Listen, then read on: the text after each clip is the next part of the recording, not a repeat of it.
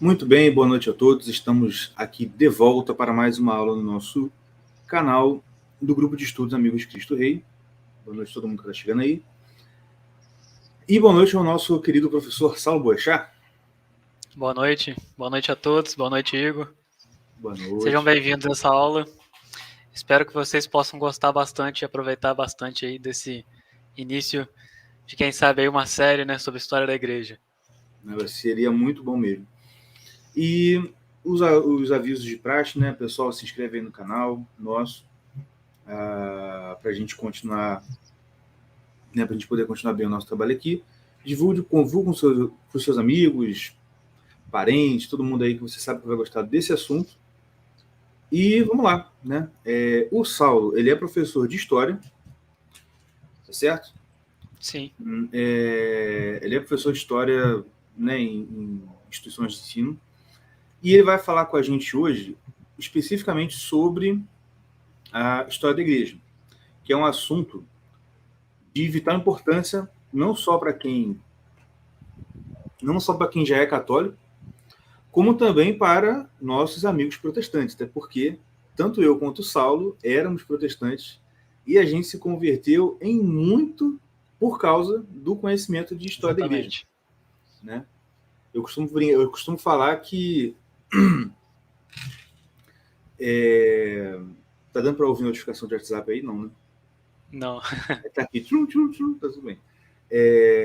Eu costumo falar que eu acho que assim, é quase 100% de certeza que o protestante só é protestante porque ele tem uma falta quase que absoluta de conhecimento de história da igreja.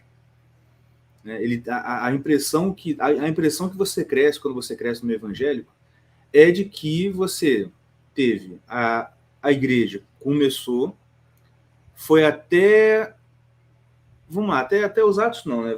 Até as cartas de Paulo, entendeu? E depois dormiu e acordou aqui, né? Nem Lutero, porque a maioria 500 anos depois. Lutero.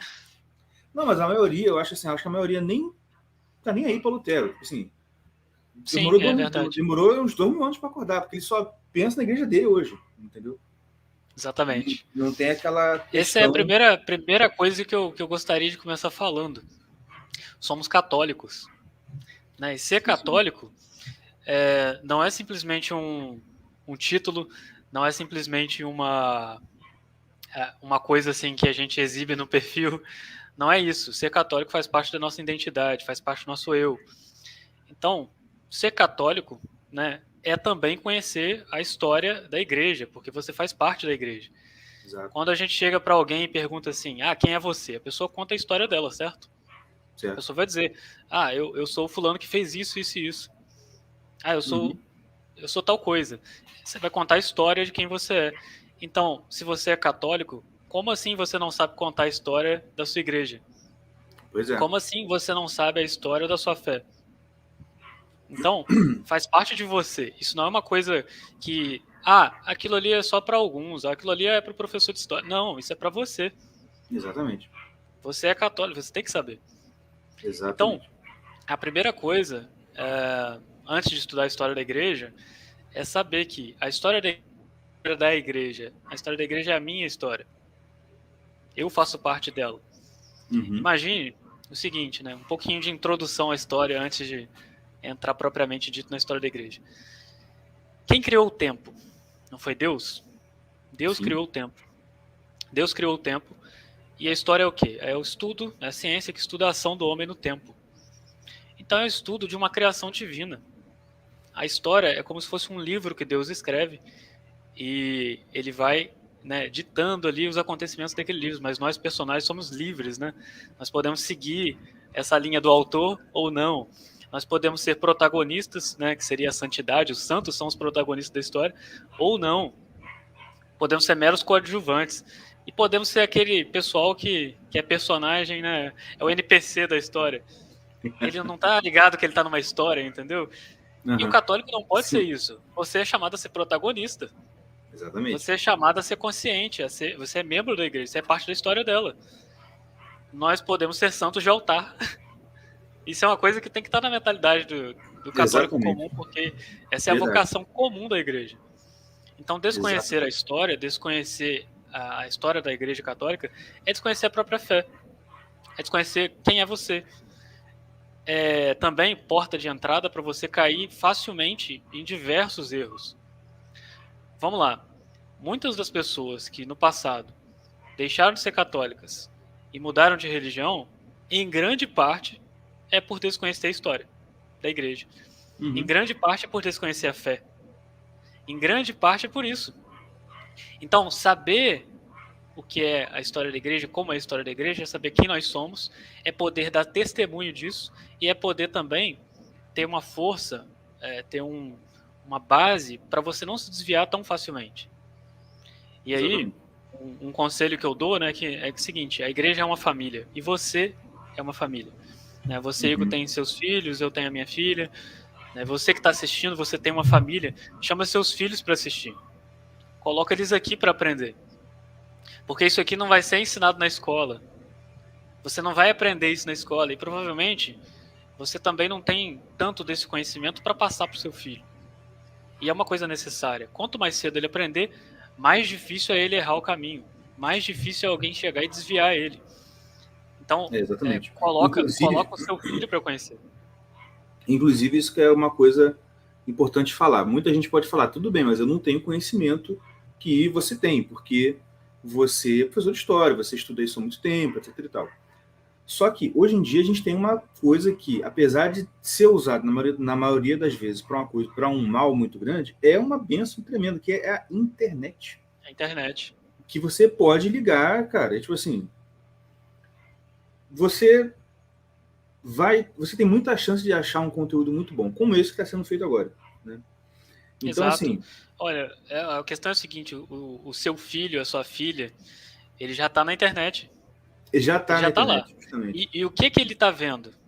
Exato. O que ele está vendo na internet? Ele já está na internet. Provavelmente ele já até tem um celular. Então, nós também estamos aqui. Provavelmente nós estamos ele já na internet. sabe... Nós podemos ser cura para aquilo que é uma doença. Exatamente. Não, eu ia falar, ele provavelmente já tem celular, já tem perfil em alguma rede social e já sabe cantar algum funk pesadão que você nem imagina. Entendeu? Assim, então, Pois é. Criança que tem internet, assim, o estrago já está feito. Agora o negócio é como a gente vai resgatar essa alminha e tentar fazer uma coisa boa. Né? Tá me escutando aí? Tô. Deu uma travadinha, mas voltou. Deu uma travadinha. E outra coisa também, né, sobre a história da igreja, você não precisa ser um PhD, nem eu sou um PhD em história da igreja. Sim. O nosso intuito aqui é um grupo de estudos. São introduções. Compartilhar conhecimento. A gente compartilha o conhecimento que a gente tem. Exatamente. Exato. É o básico. Então você precisa ter o básico e compartilhar o básico.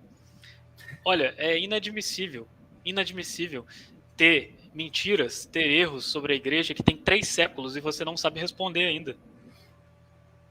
É inadmissível você ouvir o seu coleguinha ateu falar na escola aquele como é que fala? É de Epicuro, não? Aquele básico lá, tipo, se Deus pode carregar uma pedra que ele não sabe carregar? Assim, é o teorema de Epicuro, né? Isso, assim, cara, isso aí já tá... Enfim. Né? Exato, o que você falou. Já tá refutado há tanto tempo. É tão fácil, né?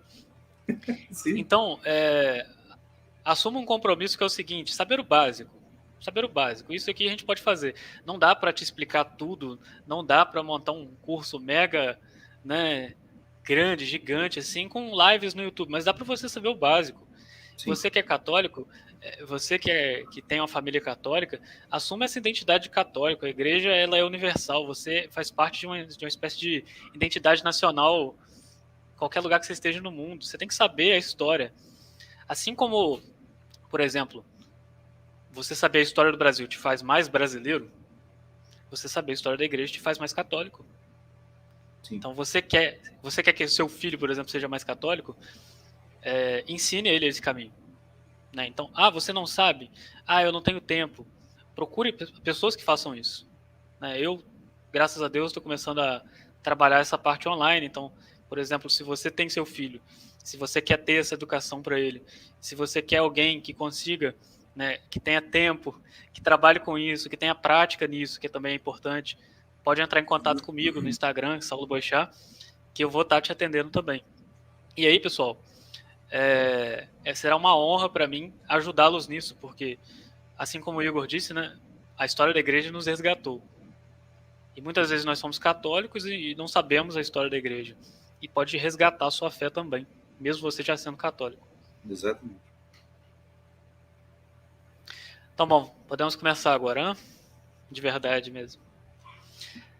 Primeira coisa, pessoal, história é feita de fonte. Né? A história não é tirada da nossa cabeça, senão ela é uma mera narrativa ou uma mera militância. Por isso que é complicado nas escolas, né? Porque o aluno está ali e ele tem aquela impressão de criança que o professor sabe tudo. Então, tudo que o professor fala, ele tem autoridade que vai entrar na cabeça dele e, para sempre, ele pode achar que aquilo é verdade. Isso é muito comum de acontecer. Muito comum. Então, a história é feita sobre fonte. Quais são as nossas fontes para estudar a história da igreja? Em primeiro lugar, é a Bíblia. Né? A Bíblia são pessoas que estavam lá, que viram a coisa acontecer, que participaram da história. Então, você quer conhecer a história da igreja? Ah, mas eu não conheço as fontes. Você tem uma Bíblia em casa, comece por ela. Exatamente. Não precisamos ir muito longe. E, aliás, é a melhor fonte. Não é a biblioteca do Vaticano, não. Você, na tua Bíblia já tem. Exato, você não precisa ser um arqueólogo e ir lá para a escavação em Jerusalém, não. Você tem a Bíblia em casa. Exatamente. Entendeu? Basta você lê-la e estudá-la. Sim. E aí, né, a nossa aula aqui, ela não vai começar da fundação propriamente da igreja, da passagem de Jesus entrega chaves, nem também do Pentecostes. A nossa aula vai começar a partir da igreja já existindo, da igreja já agindo, tá? Porque o resto, né, essa parte mais atrás, todo mundo já sabe, né? Então, quais são as nossas fontes aqui? Em primeiro lugar é a Bíblia. Em segundo lugar, nós vamos usar a história da igreja do Daniel Hobbes, que é, na minha opinião, a melhor história da igreja já feita. E também vamos usar, eu não tenho ele físico aqui, mas eu tenho no Kindle, e nós vamos usar essa coleção aqui de história da igreja, que até tem uma edição, né, do Centro Dom Bosco, do padre Alfredo Sens, que é um espanhol e que o Centro Dom Bosco traduziu e conta a história da igreja a partir da história das heresias. É bastante interessante também. Bom. Então, como eu juntei uma série de fontes, e dentro desses livros também tem uma série de indicação de fontes, eu até fiz aqui um resuminho, né, pra gente pegar, assim, bem básico mesmo, uma linguagem bem tranquila, para todo mundo, né? Nós somos leigos, uma linguagem bem leiga, né, para todo mundo entender e saber explicar. Então, seu desafio é sair da aula sabendo explicar, sabendo contar a história. É só contar uma história, não tem nada demais. Então, não fique com medo de saber estudar a história da igreja. Primeira coisa, uma contextualização. A igreja, ela vai surgir no meio do Império Romano. O Império Romano era uma organização extremamente grande, extremamente bem feita, né? Todo mundo sabe aí da magnitude do Império Romano. Só para vocês terem uma ideia, né? O Império Romano era conhecido como o Império que nunca dorme. Por quê? Ele era tão grande que enquanto uma parte dele era de dia, a outra já estava de noite, no outro extremo dele, tão grande que era. E aí, o contexto que a gente vai ter o cristianismo nascendo como se fosse uma pequena sementinha, nascendo como se fosse uma pequena raiz que sai do judaísmo. E guardem essa informação. O cristianismo sai do judaísmo e ele, aparentemente, naquele período, era uma seita judaica. Muitas pessoas viam o cristianismo apenas como uma seita judaica. Então, por isso o tema da live seria a igreja, né, um apêndice do judaísmo, algo assim, do judaísmo. Essa é a pergunta inicial, não nossa, porque a gente sabe a resposta, mas dos primeiros cristãos. Né? Então, os nossos primeiros irmãos, eles tiveram que enfrentar essa pergunta. E a gente, olhando agora, né, parece uma coisa assim tão boba de responder. Nossa, como assim achavam que a igreja era parte do judaísmo? Mas existem razões para isso. Então, vamos investigar essas razões. Uma coisa que nós devemos saber também antes de começar, que também faz parte da contextualização, é que os judeus não viviam todos no mesmo lugar. Os judeus, devido o cativeiro de Nínive, né, a Babilônia e tudo mais, tiveram que se espalhar por outras nações devido à perseguição política, religiosa. E é isso a gente chama de diáspora. São os judeus da diáspora. Os judeus que foram separados, segregados, e que foram para nações estrangeiras, nações de gentios, né, que são a forma que eles chamam os estrangeiros. Então, nesses lugares, o judaísmo ele existia, mas ele assumia um caráter diferente do judeu de Jerusalém, do judeu que estava ali no centro mesmo do judaísmo. Os judeus da diáspora, ele tomava para si a cultura do local. Só que ele fazia isso sem perder a essência judaica. Então, muitas vezes, né, o judeu da diáspora ele ia falar a língua local, ele ia ter até um costume local, mas ele ainda era submetido ao sinédrio e ele ainda seguia as práticas espirituais do judaísmo. Então, ele não é menos judeu só porque ele está na diáspora. Isso é importante a gente colocar aqui. E aí, a princípio, vão ter duas correntes que dividiam o judaísmo de maneira assim grande, vamos colocar dessa forma: o particularismo e o universalismo. Então, esses nomes eles são bem fáceis de compreender, né? Então, particularismo, o que ele é? É uma corrente judaica na qual eles acreditavam que eles eram o único povo escolhido e que, por serem o único povo escolhido, nisso eles estavam certos, né? Eles eram realmente, nenhum outro povo poderia entrar nessa seleção. Então, eles acreditavam que a fé judaica deveria ser mantida intacta e que não admitia a presença de pagãos. Isso é extremamente justificável. Se você conhece a história judaica, você vai ver que é extremamente justificável. Eles foram perseguidos, eles foram mortos, né, por anos e anos e anos na escravidão. Então, eles sabiam o contato com o paganismo, como era prejudicial ao judaísmo. E todos os problemas que eles tiveram sempre foram pelo seguinte fato: eles se misturaram com os povos, adotaram as práticas religiosas, abandonaram a lei de Deus, e aí Deus vai lá e castiga eles. Então, assim, com certeza, totalmente justificável essa separação, né? Vamos dizer assim, essa segregação. Exato. Fora que, naquela época, né, se você pegar um contexto mais histórico mesmo, geral, né, era muito comum, porque o ser humano é um ser religioso, que as religiosidades, as religiões em volta, elas fossem completamente erradas, completamente idólatras. Todo mundo era politeísta nessa época. Só o judaísmo que era monoteísta, entendeu? Justamente por ter sido a religião revelada. Então, eles eram, por natureza, segregados. Guarda essa informação, porque quando a gente for falar do Império Romano, não nessa aula, mas no futuro, você vai ver que o cristianismo é a mesma coisa. Ele foi perseguido pelo mesmo motivo. Então, o judaísmo ele era, por natureza, particular. Por natureza, não é igual às outras religiões. Por isso foi perseguido e por isso foi maltratado. Né? Por isso foi judiado. É daí que vem essa palavra. Os judeus sofreram tanto que existe a palavra judiar. Né? Só para você ter uma noção de como isso é cultural até na nossa língua. Né? Então, o exclusivismo judeu ele vai partir desse pressuposto. E é um pressuposto justo. É um pressuposto que, se você fosse judeu, provavelmente você pensaria assim, bem possivelmente. E aí, essa influência, esse pensamento, ele vai respingar depois na igreja, quando ela se inicia. Então, a corrente do particularismo trabalha isso.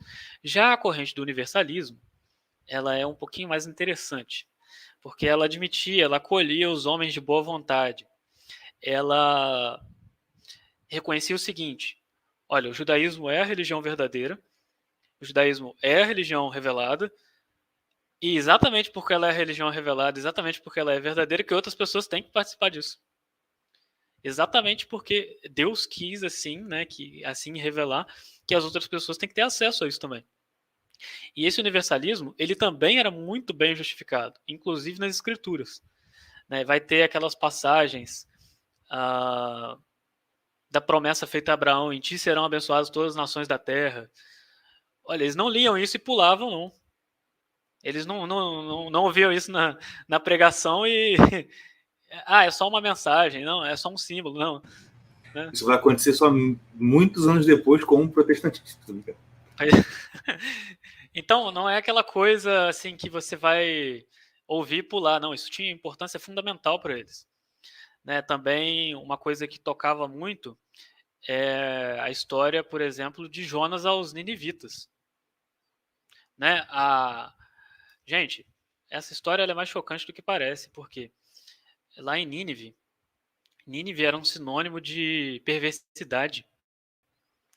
Nínive era um lugar tão mal visto, tão ruim, que existiam até expressões na linguagem, né, que para denotar coisas ruins, você falar de Nínive. Então lá tinha sacrifícios, de criança, era uma praga mesmo, era uma coisa terrível. E aí tinha culto a vários deuses, né? Tipo uma deusa chamada Estar, que era deusa da fertilidade, deusa da guerra. Então eram coisas terríveis. E Jonas foi mandado lá para pregar até lá, para que eles se convertessem. Caso não se convertessem, sofreriam um castigo de Deus. Então é extremamente contraintuitivo para Jonas ir, exatamente por isso que ele não quer ir, exatamente por isso que Deus, na providência, manda, né, o Jonas ser engolido pela baleia, e ele vai, né, e simbolicamente 3 dias, né, também para prefigurar a Cristo, e ele vai até lá, prega, os ninivitas conseguem abraçar essa fé. Então, isso mostra que o poder de Deus e que a vontade de Deus, a misericórdia de Deus, mesmo no Antigo Testamento, coisa que muita gente diz que não existe, né, misericórdia de Deus no Antigo Testamento, ela se mostra muito grande. E ela também manifesta a vontade de Deus de universalizar a mensagem e a revelação dele.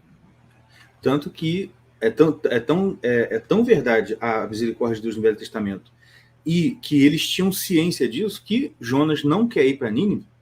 E ele fala, justamente porque ele sabe, se Deus está mandando eu ir, é porque ele quer perdoar o povo, ele vai ter misericórdia. E ele não vai, ele está indo por isso, como você falou, ele tem tanta raiva dos ninivitas, eu não vou não, porque eu tenho certeza que Deus vai perdoar. E é o que acontece de fato. Sim, exatamente, ele tem tanta raiva que ele não quer ir, porque ele não quer que eles recebam perdão. Por isso talvez ele passe por uma situação tão difícil, né, para ser quebrantado. De certa forma, ele mesmo precisava de uma certa conversão. E por que isso? Provavelmente Jonas tinha um pouco desse particularismo dentro dele. Entende? Isso era uma coisa comum. E olha, é um grande homem, Jonas. Então, é um profeta, né? Tem uma. Exato, não é qualquer um. Né? Tem uma coisa também, e essa aqui talvez seja uma das passagens mais interessantes para fundamentar o universalismo, que é uma passagem de Tobias. E eu vou dizer por que é interessante. Em Tobias 13, 14, até anotei aqui para dizer exatamente o que está escrito. Diz assim: se o Senhor vos dispersou entre as nações que o ignoram, foi para que lhes contasseis a sua glória e as fizesseis reconhecer que ele é o único, o onipotente. É curioso os universalistas usarem Tobias. Por que é curioso os universalistas usarem Tobias? Porque, gente, o que significa a palavra católico? O que significa, Igor? Aula de catequese. Em relação ao todo, né? Universal. Universal, né? Isso. É um termo grego para universal. A igreja católica é a igreja universal. Não do Edir Macedo, mas a igreja Isso vai universal. falar, não confundir com a não do Edir Macedo. Por favor, não confundir com... né? Olha só, então, sendo o seu nome da igreja, vamos colocar em português, o nome da igreja é Igreja Universal, você acha que a igreja vai assumir? É até ruim falar, é tão ruim, né? Universalismo. Não, porque Se a igreja o Edir pegou esse nome tão forte que a gente fala, é impossível lembrar do... daqui a pouco vai ter a multiversal, só para ter mais tempo. É verdade. Então, a igreja católica ela vai ser claramente universalista, né? A palavra de Jesus é claramente universalista, as ordens dele, e de pregar a todas as nações, né? Batizar em nome do Pai, do Filho e do Espírito Santo. Então, é curioso eles usarem o livro de Tobias, por quê? Porque o livro de Tobias ele só entra na lista da tradução dos 70, da Septuaginta. E essa Septuaginta ela foi feita pelos gregos. Pelos gregos na Grécia, e né? tinha judeus na Grécia, Sim. que eram justamente os judeus da diáspora que eram universalistas. Então, quem usava a Septuaginta? Os apóstolos. Por que eles usavam? Porque tinha justamente passagens como essa e porque Jesus mandou fazer assim. Então já está aí um argumento até bom, né, para até aquela discussão velha sobre a Bíblia, né? Mais 7 livros ou menos 7 livros? Foi acrescentado depois, foi acrescentado antes? A lista de quem é que está certa? Uhum. Então aqui Se já você tem é um judeu, bom... que negócio. Se você é judeu, você tudo bem você falar que você se filia à escola que não inclui os 7, mas se você é cristão, meu filho, Exatamente por ser particularista. justamente. Exatamente. Tá vendo como Olha, um detalhezinho, gente. Um detalhezinho que você conhece numa aula introdutória de história da igreja já te previne de cair no erro de pensar que a igreja foi Exatamente. lá e por qualquer motivo acrescentou 7 livros. Exatamente, porque se você não sabe, o seu amigo protestante vai te falar isso, você não vai ter como responder, vai achar que é verdade. Entendeu? Exato. Inclusive, eu Exato. lembro de ver algum artigo na internet, não lembro agora, mas o cara mostrando que tem muitas passagens no Evangelho onde Jesus cita os livros da Septuaginta. Cita sabedoria Sim, pra os caramba. apóstolos citavam. Os apóstolos citavam Isso pra aí já está mais caramba. do que provado. Demonstra, não demonstra. Eles usavam essa. Se você não quer usar, tudo bem, mas... Sim. E aí, evidentemente, que os judeus da diáspora eles seriam da corrente universalista. Até por ter contato com outros povos, e o pensamento era aquele que eu falei, eles sabem que eles estão na religião verdadeira e eles querem trazer outros. Sim. Baseados nessas promessas de Deus. Eles não querem se trancarem no redoma, né, e viver aquilo ali, não. Porque eles sabem que se Deus revelou é para ser revelado. Deus não vai colocar aquilo ali só em um. O profeta ele recebe só um, mas é para ele compartilhar. Então, assim como o povo recebe um povo só recebe a revelação, mas é para ser compartilhado. Uma só é a igreja, mas é para ser luz do mundo. Então, esse é o chamado, né? Deus sempre faz assim. Um só é o Salvador, mas a salvação é para todos. Então, essa tendência ela vai ser muito forte nos judeus da diáspora. E aí, muitas vezes, os judeus que estavam na diáspora, eles se adaptavam tanto que, por exemplo, usavam grego diariamente, paravam de usar o arameu, né, até esquecia, mas usava ainda o hebreu na língua litúrgica, né? Isso era preservado, porque você usar uma língua litúrgica é você preservar uma cultura, principalmente se essa língua ela é inalterada. E aí o uso do latim, por exemplo, a gente pode pensar um pouco nisso, da importância nos dias de hoje, né? O uso do latim. Justamente por ser imutável. A igreja tem esse caráter de imutabilidade que é espelhado em Deus também, que não muda, né? Uhum. Vou beber uma aguinha inclusive, aqui. Enquanto você bebe, inclusive uma curiosidade, se você quiser saber como, poxa, a gente tudo bem, latim, foi a língua da igreja, mas, como você falou, eles preservavam a língua hebraica no início, né? Justamente por questão da linguagem litúrgica.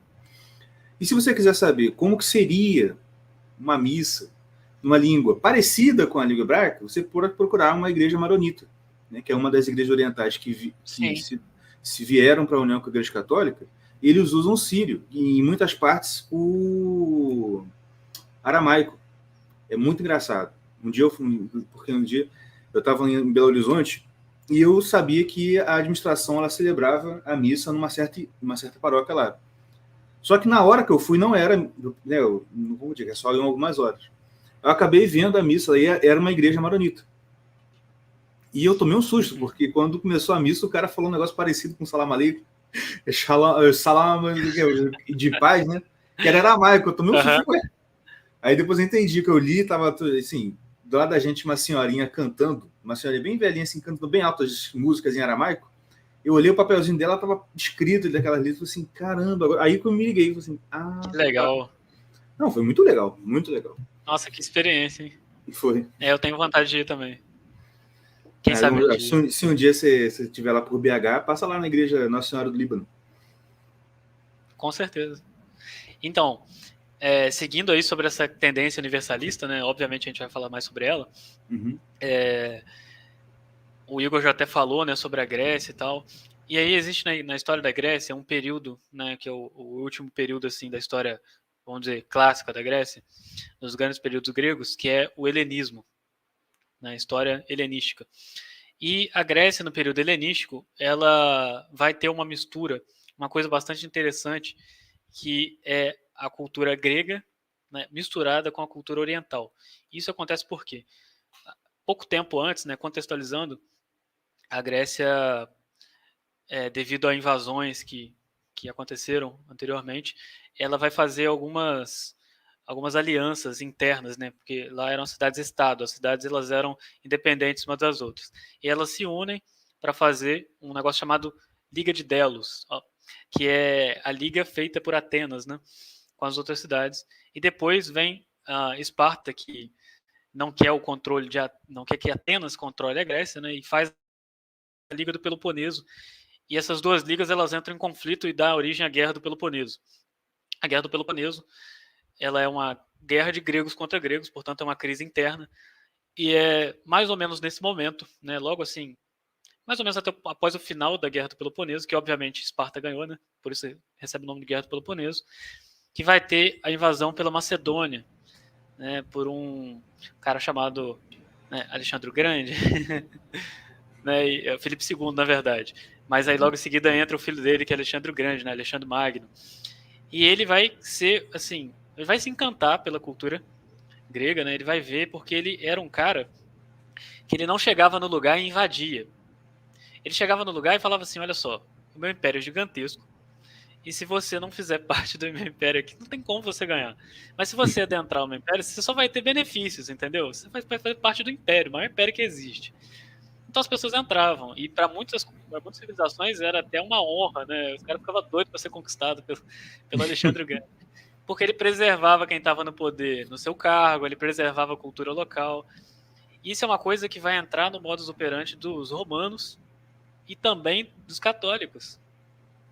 Então, por exemplo, Nossa Senhora de Guadalupe, vai estudar a história da Nossa Senhora de Guadalupe, você vai ver isso. Uhum. Aquela imagem é um exemplo disso. Então, o Alexandre o Grande ele vai fazer essa união, né, entre o mundo grego e o mundo oriental. E devido a isso, aqueles judeus que estavam em cidades gregas, e havia comunidades gigantescas nessas cidades, eles vão ter uma forte influência da filosofia grega, eles vão ter uma forte influência do mercado que circulava por essas regiões, e a tendência universalista ela vai cada vez mais se espalhar, inclusive fisicamente. Então vai ser uma troca cultural fantástica, que vai alçar o judaísmo a um nível muito maior, né? Então, por exemplo, o próprio Alexandre o Grande, né, o conquistador, ele vai fazer a grande capital do império, né, Alexandria. E Alexandria, ela era um polo enorme de judaísmo, tinha uma imensa comunidade de judeus lá, e, portanto, essa imensa comunidade de judeus vai ter uma imensa influência.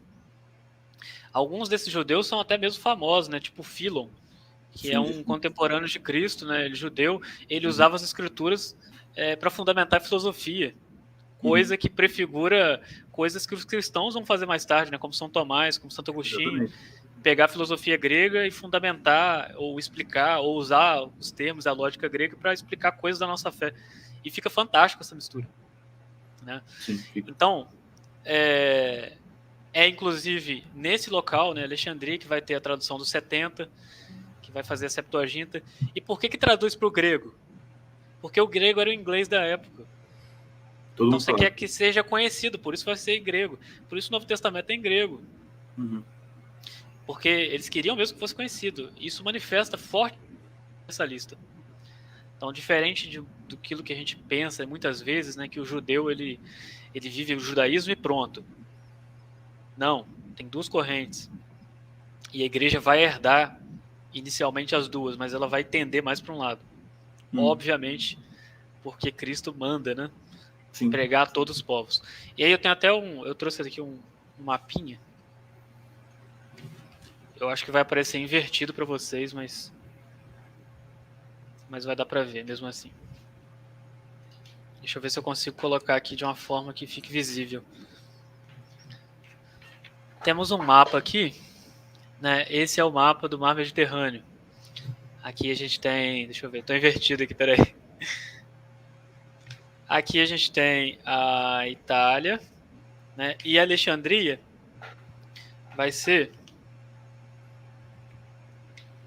bem aqui.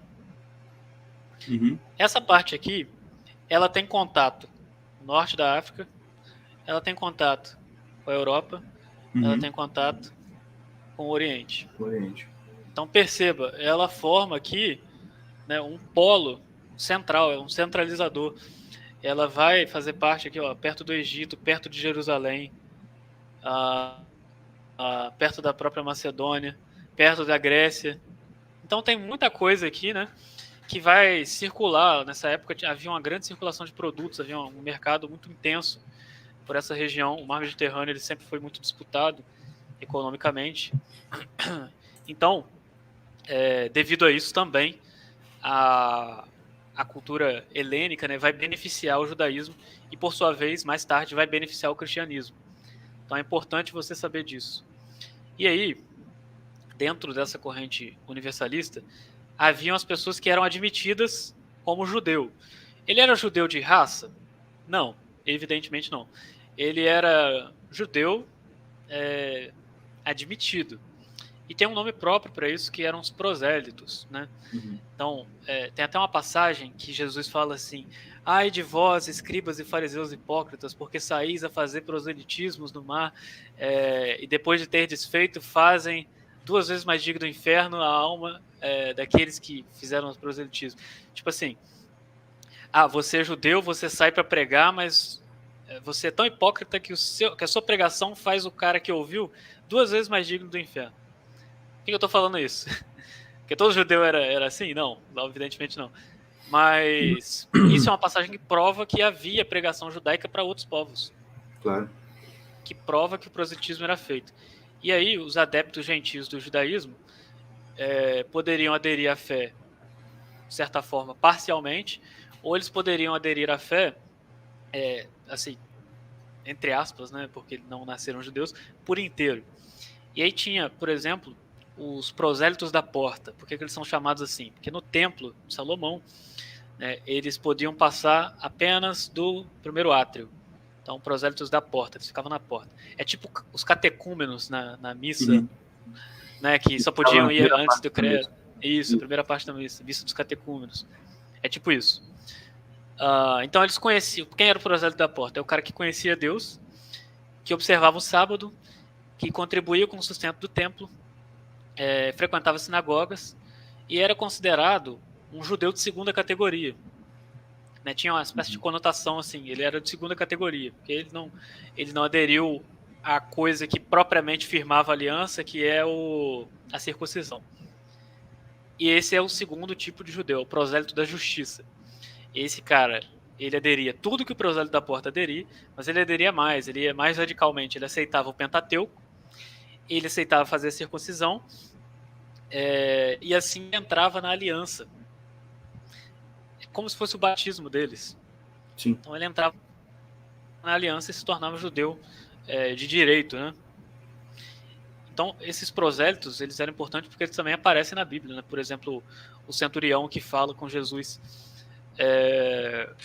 que pede ele para curar o servo, né? E aí ele fala, não sou digno, né, de que entre na minha casa, mas dizer uma só palavra e ele será curado. Então, esse centurião, ele provavelmente era um adepto do judaísmo, era um prosélito da porta. Isso é interessante. E a igreja vai ser vista como algo parecido. A igreja, quando ela surge, ela é mais ou menos assim, uma seita dentro do judaísmo, que vai pregar algumas coisinhas diferentes, mas eles são judeus. A gente ainda admite. E qual era a diferença da igreja? Qual era a grande diferença da igreja? A igreja proclamava: o Messias chegou. Então ela trazia à tona aquilo que era o absoluto cume do judaísmo, né? Isso. A grande notícia, né? O sumo, a grande esperança do judaísmo, né? Exato. Então trazia essa grande mensagem, e aí o judaísmo ele passa a ser visto, o cristianismo ele passa a ser visto, né? Na época não existia esse nome, nem era chamado de cristianismo. Os judeus messiânicos, eles passam a ser vistos como uma seita. E dentro da igreja, isso falando agora dentro da igreja, dentro da igreja havia, porque eram judeus, o povo da igreja era judeu, havia um certo preconceito com os cristãos da diáspora judaica, com os cristãos que eram judeus de diáspora. Por quê?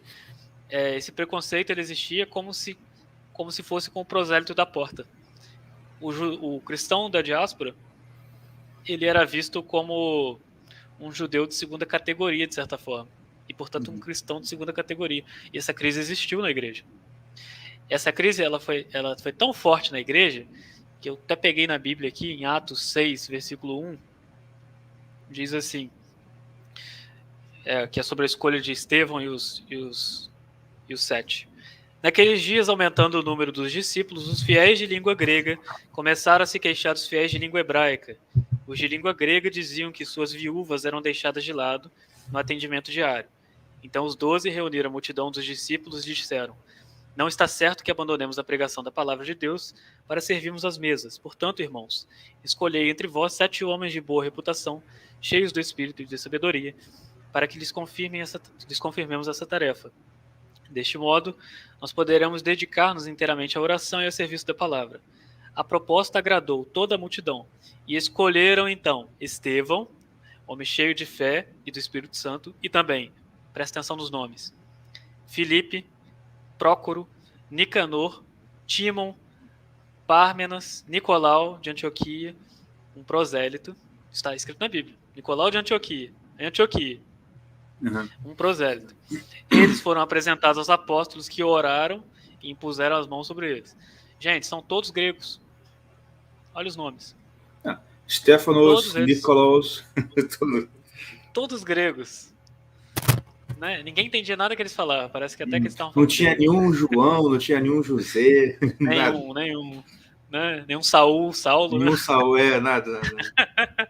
Então, todos gregos. E por que são 7? Tem 2 hipóteses. Na verdade, são 2 formas de interpretar. Uma é histórica e outra é espiritual. Mas não quer dizer que uma anula a outra, tá? Claro. Como eles estavam numa província helenística, né, de cultura helenística, naquela época, o conselho municipal das cidades era formado por 7 homens. Então ele escolhe 7 administradores, Sim. 7 servidores, né? O diácono significa isso, ele é servidor. Então é mais ou menos uma coisa que já estava na cultura deles. Sim. Olha como a igreja é universalista desde o início. Ela aproveita a cultura local para implementar a coisa. E também tem o significado, vamos dizer assim, espiritual, místico, né? Que é a segunda multiplicação de pães que Jesus fez. Que ele multiplica, né, 7 pães, 7 cestos, né? Caraca, é verdade. Porque na primeira são 12 cestos, depois são 7. Caraca, eu nunca tinha pensado nisso. São 7. 12 apóstolos, depois 7, para mostrar que realmente essa coisa que os apóstolos inventaram depois não é uma invenção que está longe do que Cristo disse, não. Não, exatamente. Para você ver que é realmente um grau do sacramento da ordem. Olha, os caras receberam imposição de mãos. Por que está dizendo aqui esse detalhe? Vou até pegar para ler de novo. Ó. Por que está dizendo assim? Ó, eles foram apresentados aos apóstolos que oraram e impuseram as mãos sobre eles. Isso aqui significa dizer não apenas que eles foram escolhidos para um serviço humano, mas para um serviço espiritual. Impor as mãos na Bíblia, aquilo que a gente chama hoje de sacramento. A gente simplesmente adaptou um outro nome, mas é a mesma coisa. Entendeu? Isso através da tradição da igreja. Que inclusive esqueci de falar, mas no início da live eu deveria ter falado. É uma das fontes para estudar a história da igreja, a tradição. Claro. Então, essa multiplicação, outra curiosidade, que a gente não se atenta às vezes. Essa multiplicação de 7 pães, ela é feita onde? Na Decápole. Que é terra do quê? Terra helenística. Grega, exatamente. Terra grega. Olha como Deus faz perfeitamente as coisas, né? Então, quando depois os apóstolos vão tomar essa decisão, ela é claramente inspirada pelo Espírito Santo. O diácono, ele não é só alguém para receber a pessoa quando chega na porta. O diácono é uma instituição divina. Ele é uma vocação. Né? Até hoje, né, a gente meio que esquece o diácono, né? Parece que ele é só uma transição para ser padre, mas não. Ele já tem aquela aquela marca indelével na alma do sacerdócio, de certa forma. Não sacerdócio, mas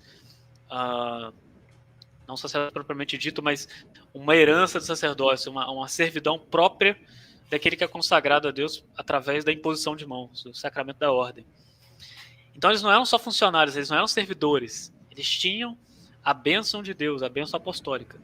E dentre eles havia o maior, o grande, o cara, Estevão. Estevão vai ser um grande pregador. Olha, a passagem começa falando de Estevão. Aliás, a passagem recebe o nome de Estevão no início, né? Estevão, a escolha de Estevão e o resto. E os outros. E o resto, e os outros, né? Os amigos dele. Então, Estevão, né? Gosto de pensar que até o Estevão, né, gente? Ó, calma aí. Coloca o nome deles também, né? Então, o Estevão, ele era o cara.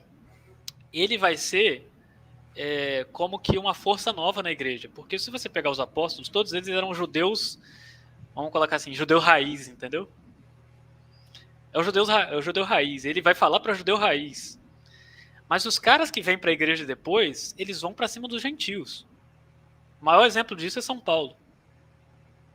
Então você tem o Estevão como sendo uma força nova na igreja que ele vai expandir muito o cristianismo. A Bíblia diz ali que muitos se converteram depois disso. Inclusive, São Paulo estava lá na martírio do Estevão. Vamos chegar lá. Não dei spoilers. Então o grande Estevão, né, ele vai pregar, por exemplo, dele aquela frase, né, não se deita vinho novo em odres velhos, nem se cose remendo velho no pano novo, remendo novo no pano velho. O que isso quer dizer? Aquilo que está sendo dado de bênção e de graça, essa boa nova, ela não adianta você insistir com quem não quer.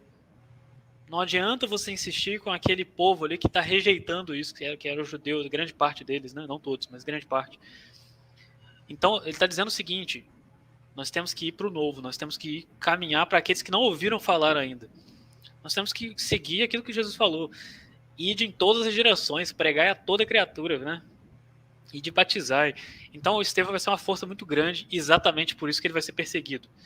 O Estevão era tão perseguido que eles tinham até um argumento para dizer que ele era uma espécie de revolucionário, um judeu revolucionário, que é dizer que ele era seguidor de Fílon, que é aquele judeu que eu falei para vocês, né? Porque ele usava a cultura local para pregar o evangelho. E aí ele era acusado de seguidor de Fílon, que usava muito a palavra sabedoria, isso era mal visto. A palavra sabedoria, por exemplo, vem desse âmbito, né? Por exemplo, o que é a filosofia? Filosofia. É o amor à sabedoria, né? A sabedoria é uma palavra cotidiana no mundo helenístico, porque era um valor muito próprio dessa cultura. Não é à toa que o próprio livro da sabedoria, que entrou na Bíblia, o livro da sabedoria, ele foi cunhado, ele foi feito, foi escrito do Egito, que é onde mais se usava. Então, essa palavra era super comum nesse dia. E aí... Inclusive, só um rapidinho. Existe... Só um parênteses, uma observação. Essa questão de como a palavra sabedoria era... Como a palavra sabedoria era comum na cultura grega, na ambiência grega, o conceito de sábio para o grego, ele é diferente do conceito de sábio que nós temos hoje. O sábio para o grego, o sofos, era quem? Era a pessoa extremamente habilidosa em alguma coisa. Sim. Entendeu? Então, o Neymar seria um sofos do futebol. E, sei lá, entendeu? Agora, a questão do Sócrates aparece quando ele percebe que é o seguinte: não, você tem um cara que é sábio ali, aqui, mas nenhum deles é sábio em ter uma vida humana perfeita e boa. E aí que surge a questão do filósofo, entendeu? Isso, exatamente. Então, o que o Igor está falando, explicando para quem não conhece, é que existe um livro chamado Apologia de Sócrates, que conta a história da defesa de Sócrates, né, da apologia que ele faz no sentido de defesa, porque ele era acusado de corromper a juventude e de ser ateu, porque ele não acreditava nos deuses, ele acreditava que existia só um deus. Não acreditava nos deuses da cidade, né? Então Sócrates ele era acusado de humilhar os outros, né? De ridicularizar os outros, porque ele era um cara... Parece que não tem nada a ver com o assunto, mas tem, tá? Ele era um cara extremamente curioso, né? E ele queria saber as coisas, mas não queria saber só por curiosidade, ele queria saber porque ele queria se entender. E aí ele vai até um local que era o Oráculo de Delfos, né? Que é um local onde você supostamente conseguia encontrar ali respostas para suas dúvidas, para suas questões. E aí ele lê na porta do Oráculo de Delfos, né? Conhece-te a ti mesmo. E aí quando ele entra, né? A sacerdotisa lá diz para ele, né? Você é o homem mais sábio da Grécia. Ele pensa assim, caramba, como é que eu sou sábio? Eu tenho certeza que eu não sei nada. Eu não sou sábio. E ele se dá conta que a sabedoria está nisso, de você saber o que você sabe e saber o que você não sabe. E é dele a famosa frase, né? Só sei que nada sei. Essa frase, apesar de ser meio meme, né, meio mal utilizada, ela é muito verdade, ela é muito boa. Né? E aí, como ele se identifica humildemente como eu não sei, ele vai atrás de quem sabe, que são os sófos, que o Igor falou. Então ele vai atrás dos caras que eram artistas, que eram poetas, porque supostamente, por esses caras saberem aquilo ali, por eles saberem expressar essas coisas próprias do ser humano, eles entenderiam sobre o ser humano e, portanto, explicariam para o Sócrates quem ele é. E é nessa busca que ele percebe, caramba, esses caras não sabem nada. Tem uma grande e aí ele decepção. começa a ter decepção e acumular inimigos. Isso, acumular inimigo. Porque ele, na simplicidade de querer saber, ele refutava os caras. Na simplicidade. Na frente de todo mundo. Na frente de todo mundo, né? Naquela época, gente, a aula era em público, era ao vivo, era na praça, tá? Uhum. Era assim. Você escolhia um tutor e você seguia aquele cara ali para te educar e aquilo era público. Então, o Sócrates, ele vai nessa prática dele, essa prática é a filosofia. A prática de buscar a verdade. E não é exatamente o que estamos fazendo aqui? De certa forma, é isso. E o que é o verdadeiro amor à filosofia? O verdadeiro amor à sabedoria? Quem é a sabedoria encarnada? Jesus. Então, buscar a sabedoria, buscar a filosofia, buscar a história, buscar entender as coisas, no fim das contas, é buscar entender a Cristo, seguir a Cristo. Eu sou a verdade com a minha vida. Então, por isso também é importante estudar as coisas que a gente está fazendo, né? Esse nosso movimento de estudo é extremamente importante. Então, voltando, você tinha falado alguma coisa antes, Igor? Não, só essa observação da questão do sábio. Você estava falando que ele era acusado de usar a palavra sabedoria, né? Sim. Isso. E aí acontece um fato, né? Um fato que é o seguinte: o Pôncio Pilatos, no ano 36, ele é chamado a Roma para prestar depoimento, porque até por causa devido aos fatos que aconteceram com Jesus mesmo, estava tendo muito alvoroço, né, na região onde ele era o comandante, então ele é chamado, convocado a Roma. E é nesse contexto que o Sinédrio vai aproveitar que a autoridade máxima romana não está lá, então eles eram a autoridade judaica máxima, eles vão aproveitar a chance para condenar Estevão. E aí, no julgamento do Estevão, né, mais ou menos parecido com o julgamento de Sócrates, de certa forma, e de Cristo também, ele vai, em vez de tentar sobreviver, de tentar argumentar pela sobrevivência, ele vai dar testemunho. E o testemunho dele é lindíssimo. Você pode ler isso nos Atos dos Apóstolos, se eu não me engano, é em Atos 7 ou Atos 8. Pode ler isso aí, que é grande, mas é muito bom. Que ele faz um resumo da história judaica. Inclusive, tá aí um bom dever de casa, né? Para você entender o judaísmo. Leia a defesa a proclamação de fé que o Estevão faz, que é um resumo da história judaica. Ele faz isso. Maravilhoso, E aí, o que acontece com ele? Ele tem uma visão. Logo assim que ele acaba de falar, ele tem uma visão. Acima ele vê o céu aberto. E o Filho do Homem de pé. Né? Ele vê Deus, ele vê Jesus ao lado direito de Deus. E ele fala: eis que vejo o Filho do Homem à destra de Deus. E aí todo mundo começa a rasgar e falar: heresia! É um herege! Né? Como é que é o nome daquela outra palavra? Blasfemador. Hã? É blasfêmia, não é nem heresia, é blasfêmia. Eles falaram blasfêmia. Eu queria lembrar como que o Caifás fala na Paixão de Cristo, porque tá falando em hebraico. Eu queria lembrar agora, para fazer o meme, não vai dar.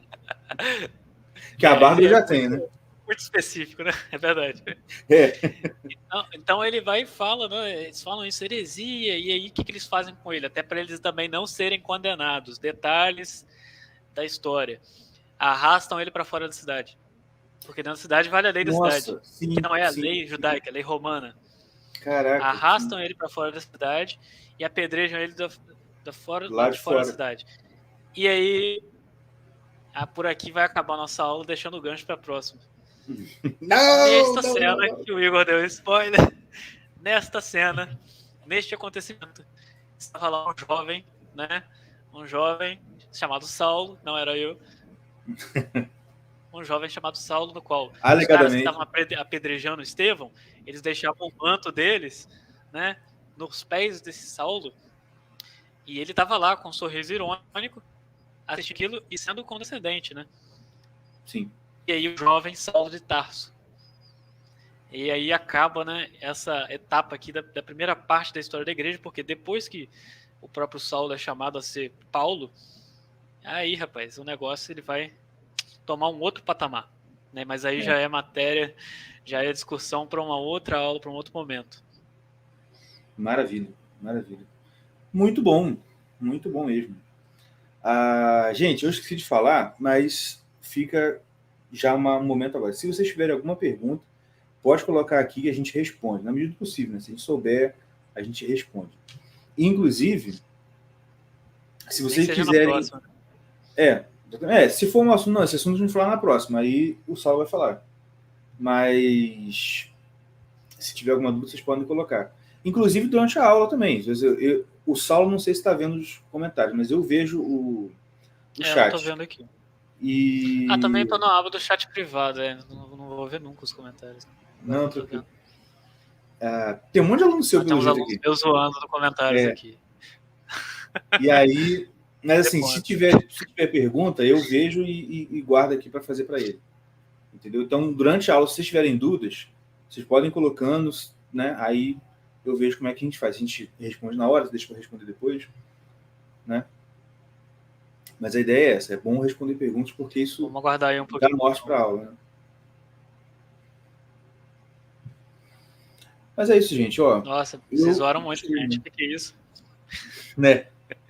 Mas é normal, eu imagino que a galera tá da escola assim mesmo. Mas, assim... Aproveito para fazer a minha propaganda também. Tá passando seguinte, você que gostou da aula, você que gosta do conteúdo de história, você que sabe a importância da história, né? A história é hoje a matéria que é mais atacada por ideologia, que é mais atacada por narrativas, falsas narrativas. E aí, eu quero deixar aqui para vocês uma indicação, né, que é a seguinte: você que tem seu filho já na escola, não conhece quem é o professor, não conhece as ideias dele, não sabe das bases, que nem são bases comuns com as suas, ofereço um complemento. Você pode entrar em contato comigo, aulas online, não apenas de história, mas é um serviço de tutoria, tá? Então, eu vou abordar temas da história, temas da filosofia, temas da religião, da arte, tudo aquilo que eu souber, eu vou passar. Então, é um serviço de tutoria, né? É uma ajuda como tutor. É uma formação integral para a personalidade, né, para a formação educacional do seu filho. Não é apenas para passar no vestibular. Isso também, claro que contribui, mas é para também preveni-lo e desintoxicá-lo, caso seja o caso, das falsas narrativas, né? Se você quer que o seu filho aprenda, não militância, mas a verdade, só entrar com... Então, né, o que adianta pegar um colégio caríssimo, depois uma faculdade, e as coisas que ele aprender são mentiras? Você está pagando para contarem mentiras. Pague mais barato para se contar a verdade. Excelente. Aquilo que está ao seu alcance. Sim, exatamente. Então, assim, é uma coisa básica, né? A gente não pode blindar o nosso filho, mas a gente pode armá-lo. Exato, pode preveni-lo. Qual que é a coisa mais rica que nós temos? Né? O nosso filho. Então, até o próprio Will, né? Até agradeço aqui pela sua confiança, né? Que matriculou os filhos dele, e tenho certeza, né, que elas sairão muito bem, são muito inteligentes, muito bem educadas pelos pais, né? Então, eu sei que nos meios católicos, né, a gente busca educar muito bem os nossos filhos, mas existe uma necessidade que é a seguinte: você trabalha, você não está em casa o tempo todo, às vezes você também não tem essa formação, e às vezes você não tem um método.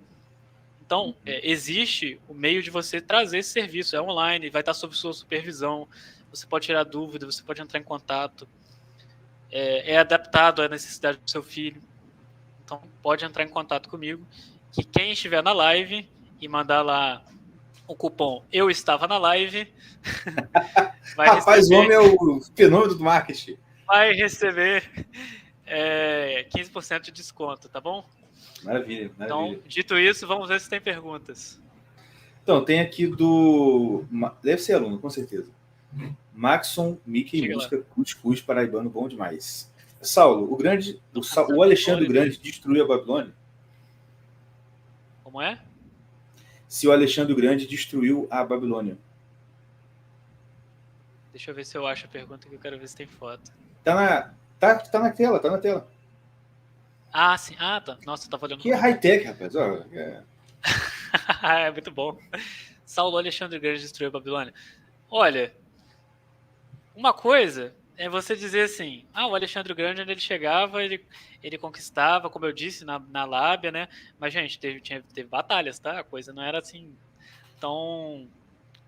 né, nos manos não era tão chegado assim não. Então, não digo que ele destruiu a Babilônia, né, mas com certeza tiveram ali confrontos, né? Esses confrontos eles vão ser evidentemente gerais, não vai ser só com a Babilônia, e também não vai ser apenas no contexto do próprio Alexandre o Grande, né? Muito do Império não foi conquistado pelo Alexandre o Grande, foi expandido pelo Alexandre o Grande, mas ele herdou do pai dele, que era Filipe II. Tá? Então tem que ter essa ideia também de que, apesar dele ser um grande conquistador, ele não pegou tudo do zero, não. Então, às vezes, o confronto que houve foi anterior a ele, tá? Não era uma marca dele realmente ter confronto. Realmente não era uma marca dele. Mas não quer dizer que o Império Macedônico não teve lá as suas destruições de civilização, não. Claro, sempre tá? tem. Sempre tem. Olha, o Império cresce assim, né? Nem todo Império é o Império Mongol, mas assim, sempre tem uma discussão. Nem todo Império é o Império Mongol, né? Evidentemente. Até falei isso numa aula um dia desse lá pro sexto ano. O que o Império Mongol fazia, né? Nossa, então, era nem todo absurdo. Império vai sair devastando tudo, né? Mas de fato, sempre vai ter conflito. Isso é normal. E esse conflito sempre vai causar destruição. Agora, a medida dele aí é relativa até mesmo na história. Isso vai depender das fontes do historiador, tá? Vamos ver se tem mais algum. É o Lucas. Você conhece a figura, então? Conheço. Não, acho que é só isso mesmo que eu tava vendo aqui. Só isso mesmo. Deixa eu ver aqui, não tem mais nada. Vai cair na prova. Deus vai cair na prova. Pessoal, vamos fazer o seguinte, se eu fosse você, eu colocava isso na prova. Eu vou colocar lá. O que eu falei no minuto 36, escreva. Mínimo de 10 linhas. Vamos fazer o seguinte, então. Já que você entendeu que estudar a história da igreja é saber mais sobre você, já que você entendeu que te fortalece a fé católica, vamos tirar um print dessa tela e vamos postar no Instagram. Me marque o Igor. E aí, né, coloca lá o nomezinho do canal, para que mais pessoas vejam isso, para que mais pessoas conhecer essa verdade, que é quem é o protagonista.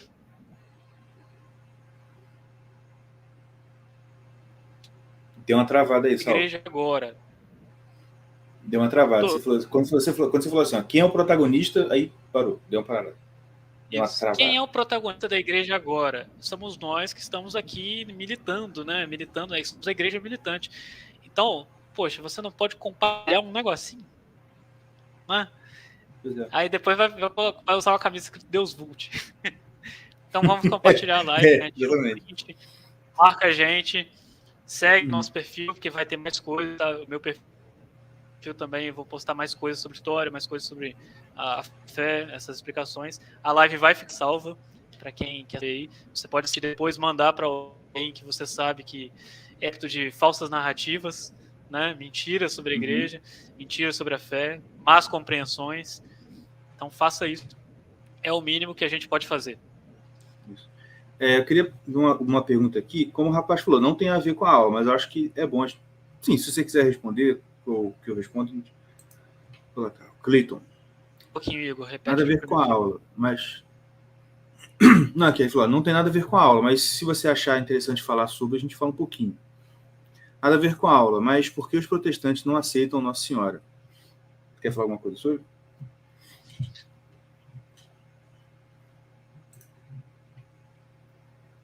Realmente ela é mais abrangente.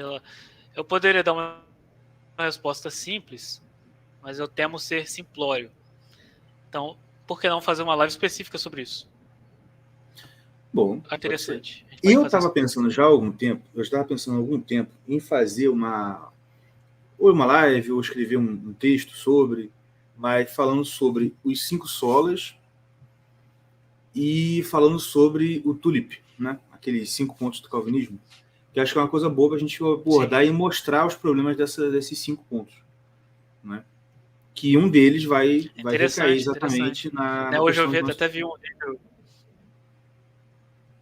Eu vi um vídeo da Bruna falando sobre uma questão dessas aí. Eu achei interessante também. Talvez fosse uma pessoa boa para a gente cooptar para a live, porque ela também tem essa mesma história que a gente, né? Então ela entende bastante. Uhum. Exatamente. Mas então, Cleiton, eu deixo essa pergunta aí para uma outra live, tá? Porque poderia responder agora, mas acho interessante a gente fazer algo mais bem feito. Até porque é para Nossa Senhora. Exatamente. Então, gente, muito obrigado a todos que estiveram até aqui. Se inscrevam no canal aqui, compartilhem com seus amigos, aquela coisa toda. E é isso, a gente se encontra então na próxima aula. Segunda-feira agora, né? Nessa segunda-feira, dia 28, vai ser aula com o Padre Renan. Eu estou só esperando a confirmação dele, mas até assim, acredito que tá certo, só falta me responder que está certo mesmo. Mas é isso. Então, um abraço, fique com Deus e até a próxima. Igor, calma aí rapidinho. Diga. Tem uma pergunta aqui. O Sávio mandou uma pergunta. Saulo, não entendi como que Jesus... bota aí. Não entendi como que Jesus falar para pregar ia dobrar o inferno da pessoa. Eu não entendi. Tá, não é exatamente isso. É o seguinte. Quando eu digo dobrar... Né, aliás, eu não disse dobrar. Mas quando eu disse que Jesus disse que a pregação deles fazia eles 2 vezes mais dignos do inferno, é porque era uma pregação hipócrita, era uma pregação apenas da lei, a lei pela lei. Né? A lei pela lei não salva. Até o próprio São Paulo diz isso mais tarde, né? A letra mata. A letra, né? Então, era a lei pela lei, não era uma pregação tão digna de crédito, de verdade, entendeu? Apesar de serem universalistas, tá? Não quer dizer que também porque era universalista que o cara não era, de certa forma, farisaico, tá? Porque tinha essa linha aí também. Isso aí. Então, é isso. Ninguém tem mais nenhuma pergunta, né? Uhum. Só mais uma coisinha também. Uhum. Talvez a próxima possa demorar, né? Não vai ser uma coisa tão recorrente assim, porque, como eu disse, eu estou pegando várias fontes, então eu estou montando essas aulas, elas não prontas, não estou pegando de lugar pronto, eu estou pegando as melhores referências, as referências que são gigantescas, tá, gente? Esse História da Igreja de Daniel Hobson, volumes inteiros. Esse livro que eu mostrei para vocês são 5 volumes. Então é muita coisa. Muita coisa. É a mesma coisa com as aulas sobre o Velho Testamento que eu estou dando, assim. No início a gente pensa... Exato, é uma pesquisa. Né? É legal. Mas, rapaz... Você vê o segundo, o segundo dia da criação tá dando um trabalho danado. Mas... Por isso, gente, compartilhem, porque dá muito trabalho. Não é todo mundo que vai fazer isso, não é todo mundo que vai ter acesso a isso. E a gente está tendo acesso de graça. Então, compartilhe. Tá certo. É isso aí, gente. Boa noite para vocês, boa noite, Igor. Boa noite. Obrigado pela oportunidade. Nada, que isso, é um prazer. Espero estar aí mais vezes. Com certeza, estaremos sim. Um abraço e até a próxima. Até logo.